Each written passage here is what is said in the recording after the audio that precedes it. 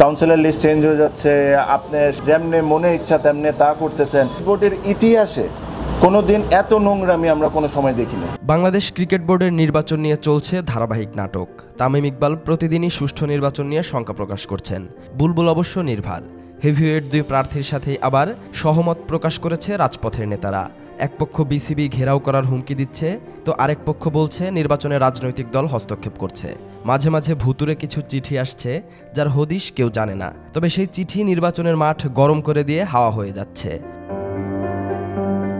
যে ক্লাবের কাউন্সিলর হিসেবে প্রেসিডেন্ট নির্বাচন করছেন তামিম, সেই ক্লাবের নাকি কেউই নন তিনি। আচমকা সামনে আসা এক চিঠি তামিমের সভাপতি পদের বৈধতা নিয়ে প্রশ্ন তোলে। বিসিবির নির্বাচন কমিশনে জমা পড়া ওই চিঠিতে যার স্বাক্ষর রয়েছে, তিনি বলছেন এমন কোনো চিঠি পাঠাননি। তাহলে এই ভুতুরে চিঠির রহস্য কি? যে আমার নামে কমপ্লেন করছে সেই বিভিন্ন জায়গায় বলে যাচ্ছে আমি করি নাই, আমি সাইন করি নাই। চিঠির রহস্য খুঁজে না পাওয়া গেলেও এটা নিয়ে ক্রিকেট পাড়া সরগরম। এই অভিযোগের সাথে আরও কিছু অভিযোগ নিয়ে সালিশে বসে বিসিবি। যদিও তামিমের বিরুদ্ধে সামনে আসা চিঠির অভিযোগ আমলে নেয়নি কমিশন।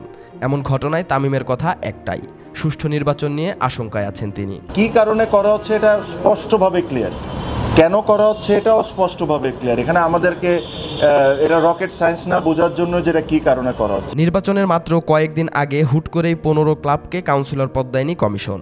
বোর্ডের সিদ্ধান্ত অমান্য করে এই কাজ করেছে নির্বাচন কমিশন। এতে লাভ কার? তামিম বলছেন একটি পক্ষকে সুবিধা দিতে এমন সিদ্ধান্ত নেওয়া হচ্ছে। এই জিনিসগুলো কেন করা হচ্ছে এটা আপনাদেরকে কাউকে আমার বলার দরকার নেই। সিম্পল একটা কথা, এই জিনিসটাকে ইলেকশনকে একটা সাইডকে উইক করার জন্য করা হচ্ছে, এটা সবাই জানে।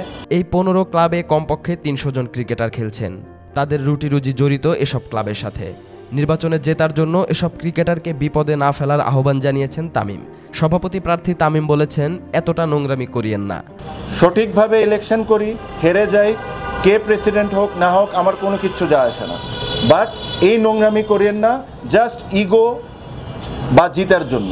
সুষ্ঠু নির্বাচন নিয়ে তামিমের শঙ্কা শুরু থেকেই ছিল, সেটা আছে এবং দিন যত যাচ্ছে সেই শঙ্কা বাড়ছে। তামিম বর্তমান বোর্ডে যতটা নোংরামি দেখছেন ততটা নাকি আগে কখনো দেখেননি, এমন কথাও বলেছেন। তবে সবকিছুর পরেও তামিমের চাওয়া সুষ্ঠু নির্বাচন।